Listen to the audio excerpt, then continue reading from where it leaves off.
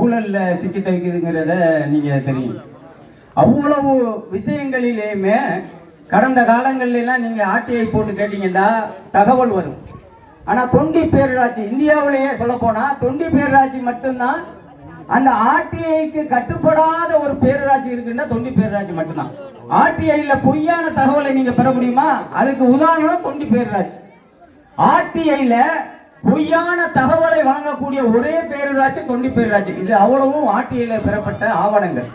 எவ்வளவு ஊழல் செஞ்சிருக்காங்க அப்படிங்கிறத இதை பார்க்க முடியும். எப்படின்னா 100 ரூபாய்க்கு நீங்க பில்லு எழுதினாலும் 9,000 சில்லற கையெழுத்து போடக்கூடிய ஒரு பேரூராட்சி. ஒரு நாளைக்கு 100 பில்லு, 50 பில்லு, 100 ரூபாய் 200 ரூபாய்க்கெல்லாம் 10,000 ரூபாய் பில்லு போடக்கூடிய மிகப்பெரிய கொள்ளையை இந்திய வரலாற்றில் எவனுமே செய்திருக்க முடியாது. பிஹெச்டி பட்டம் கொடுக்கலாம். தொண்டி பேரூராட்சியுடைய மகனுக்கு ஊழலில் பிஹெச்டி பட்டம் கொடுக்கலாம். இப்போ இருக்கிற செயல் அலுவலர் அவர் ப்ரொஃபசர் பிஹெச்டி அதுக்கு கொடுக்கறதுக்கு. அப்படிப்பட்ட ஒரு ப்ரொஃபசர் இப்ப கிடைச்சிருக்காரு. இன்றைக்கு எல்லா ஃபைல்லையும் எல்லா பில்லுக்கும் சாங்ஷன் பண்ணக்கூடிய ஒரு பேரூராட்சியோடைய செயல் அலுவலர் தற்போது கிடைச்சிருக்காரு. மிகப்பெரிய ஒரு இது திராவிட முன்னேற்ற கழக அரசுக்கு அதோடைய கூட்டணி கட்சிக்கு மிகப்பெரிய ஒரு களங்கம், கருப்புள்ளி. தொடர்ந்து நாங்க சோசியல் மீடியாவில் வைக்கிறோம் இந்த குற்றச்சாட்டுகளை, ஆவணங்கள் தர்றோம். இதன் மீது நடவடிக்கை எடுக்கலாம்னா என்ன காரணம் இருக்கு?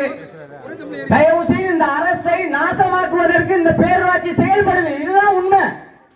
இந்த அரசு திராவிட மாடல் அரசு நிச்சயமாக இந்த பேரூராட்சி மூலமாக மிகப்பெரிய களங்கத்தை சுமந்து கொண்டிருக்கிறது. இதுதான் உண்மை. இது செல்ல வேண்டிய இடத்துக்கு இந்த செய்திகள் கொண்டு சேர்க்காமல் தடை செய்யக்கூடியவர்கள் யார் என்பதை கண்டறிந்து நடவடிக்கை எடுக்க. முதல்ல இன்றைக்கு தமிழகம் முழுவதும் திராவிட மாடலுக்கு நற்பெயர் இருக்கு. ஆனா அந்த தொண்டி பேரூராட்சியை பொறுத்தவரை திராவிட மாடலுக்கு கருப்புள்ளி தான் இருக்கு. இதை உடனே களைய வேண்டும். பேரூராட்சி தலைவரை உடனே பதவியிலிருந்து நீக்க வேண்டும் என்று கூறி